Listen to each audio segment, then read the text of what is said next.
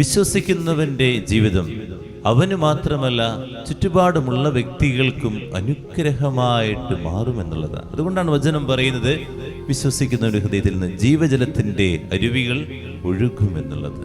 നീ വിശുദ്ധ കുർബാന കണ്ട് അർപ്പിച്ച് വീട്ടിലേക്ക് ചെല്ലുമ്പോൾ നിന്നിൽ നിന്ന് ജീവജലത്തിൻ്റെ അരുവി ഒഴുകുകയാണ്. നീ ഒരു നദിയായിട്ട് മാറുകയാണ്. നിന്റെ അവിശ്വാസം, നിന്റെ അതീഷ്ണത നിന്റെ കുടുംബത്തിലുള്ള എല്ലാവർക്കും അനുഗ്രഹമായിട്ട് മാറുന്നു. ഒരു കുടുംബത്തിൽ നിന്ന് ഒരാളെങ്കിലും, എല്ലാവരും വന്നു കഴിഞ്ഞാൽ അതൊരു ആ കുടുംബം മുഴുവനായിട്ട് നദിയായിട്ട് മാറും. ഒരാളെങ്കിലും പ്രഭാതത്തിൽ വന്ന് ബലിയർപ്പിച്ച് ആ കുടുംബത്തിലേക്ക് ചെല്ലുമ്പോൾ ആ കുടുംബം ഒരു നദിയായിട്ട് മാറുകയാണ്. നിന്നിൽ നിന്ന് ഒഴുകുന്ന നദി ആ വീട്ടിലുള്ള എല്ലാവർക്കും ലഭിക്കുകയാണ്. അതുപോലെ നീ ചെല്ലുന്ന ഓഫീസിലാകാം, അല്ലെങ്കിൽ നീ ചെല്ലുന്ന ശുശ്രൂഷ മേഖലകളിലാകാം, അവിടെയൊക്കെ കർത്താവ് ജീവന്റെ നദി നിന്നിൽ നിന്ന് ഒഴുക്കുകയാണ്.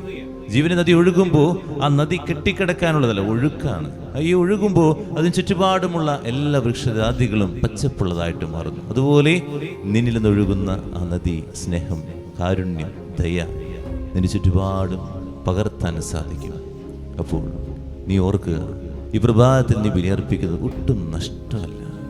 ദൈവസന്നിധിയിലേക്ക് ഓടി വരുന്നത് ഒട്ടും നഷ്ടമല്ല. മടി പിടിച്ച് കിടക്കുമ്പോൾ നദി ഒഴുകുന്നില്ല. ഈ നദി ഒഴുകണമെങ്കിൽ വിശ്വാസത്തോടെ കർത്താവിൻ്റെ സന്നിധിയിലേക്ക് വരണം. അതുകൊണ്ടാണ് ദൈവം വീണ്ടും വീണ്ടും പറയുന്നത്, ജീവന്റെ നദി നിന്നിൽ നിന്ന് ഒഴുകണം. ഒഴുകാതിരിക്കരുത്.